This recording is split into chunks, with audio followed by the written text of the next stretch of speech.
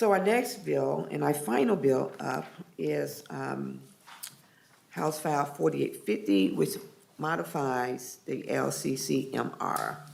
So this bill came to us from the Rules Committee where they waived Joint Rule 2.03.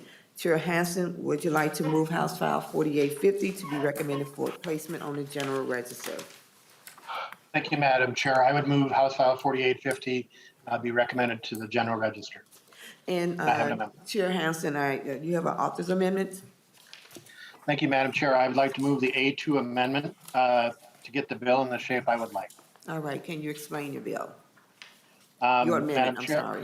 Your Madam Chair, amendment. the A2 amendment delays the implementation dates for the change in the LCCMR to January 1 of 2025.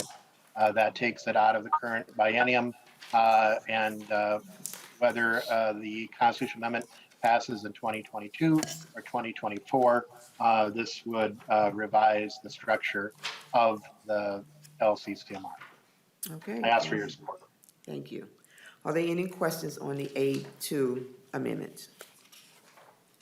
Seeing no further questions, all those in favor of the A2 amendment signify by saying aye. Aye. Those opposed say Aye. nay. No. The motion prevails and the amendment is adopted. So Chair Hansen, House File 4850 as amended is before us. So please tell us about your bill.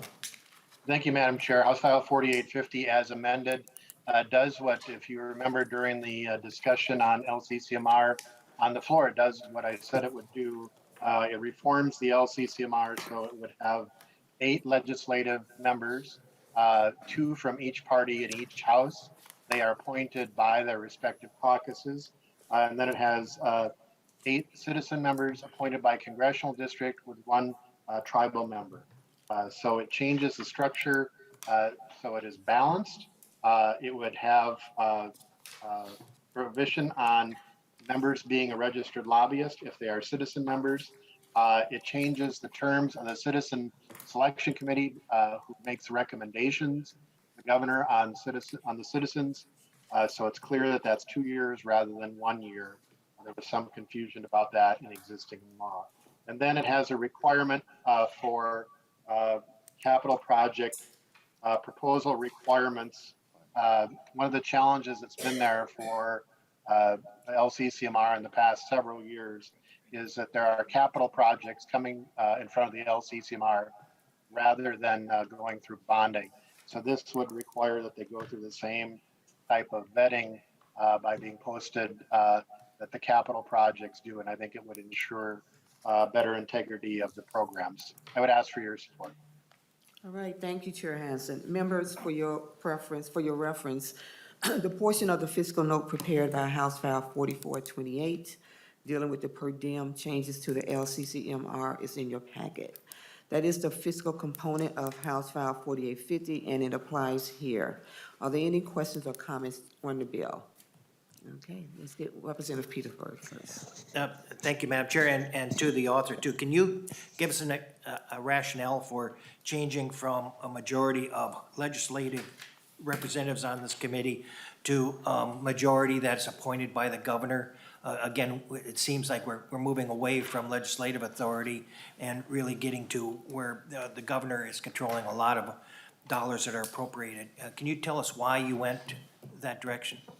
Representative Hansen, Chair Hansen. Madam Chair and Representative Petersburg, 2 reasons. One, on the legislative appointees, the members, when there has been a 3-2 split, I think that has actually encouraged more partisanship among the legislative delegation.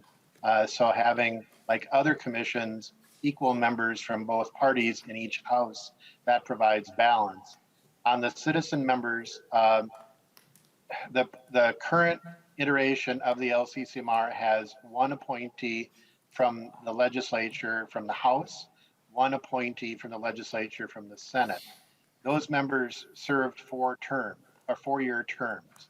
And so the rationale, I don't like giving up legislative appointments, but as a hybrid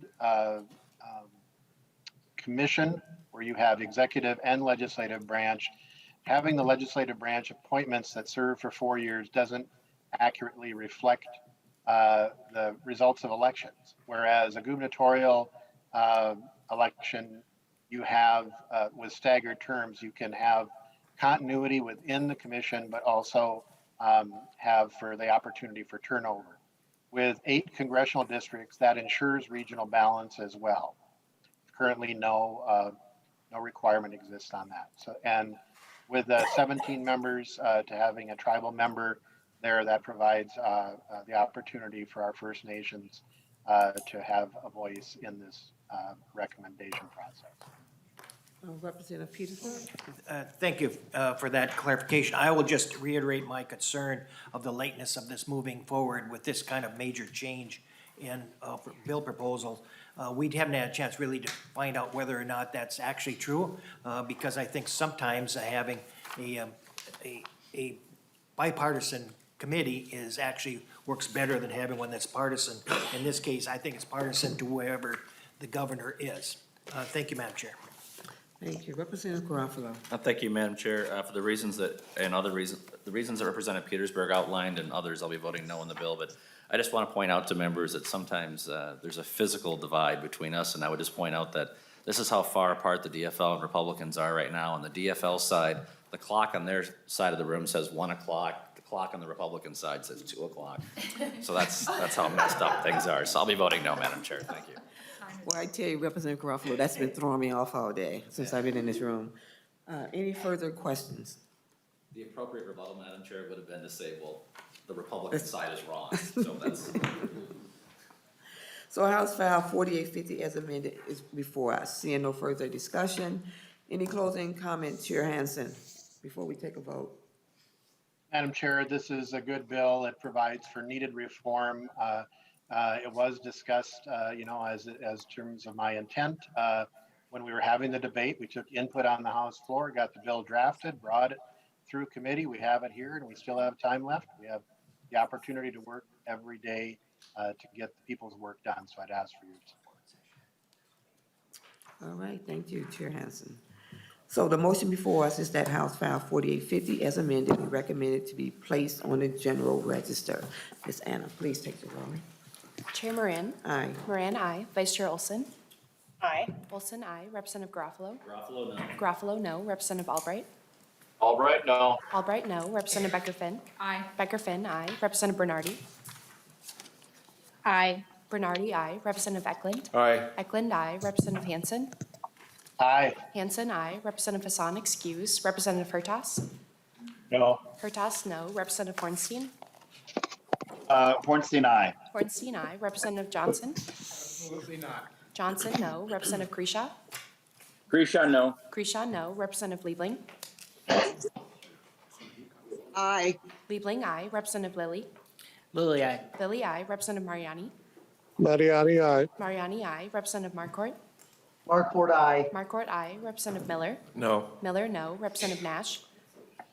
Nash, no. Nash, no. Representative Nelson. Nelson, aye. Nelson, aye. Representative Noor. Representative O'Neill. No. O'Neill, no. Representative Pulowski. Pulowski, aye. Pulowski, aye. Representative Petersburg. No. Petersburg, no. Representative Pinto. Representative Schumacher. Schumacher, no. Schumacher, no. Representative Schultz. Schultz, aye. Schultz, aye. Representative Scott. No. Scott, no. Representative Sundin. Sundin, aye. Sundin, aye. Representative Noor. And Representative Pinto. Madam Chair, that is 15 ayes and 11 nays. All right, there have been 15 ayes and 11 Pinto, nays. aye. Pinto, aye. Having trouble Pinto's unmuting. aye. Sorry. Pinto, aye. Madam Chair, that is 16 ayes and 11 nays. So there have been 16 ayes and 11 nays. The motion prevails. House File 4850 as amended is on its way to the floor. I want to thank you, members.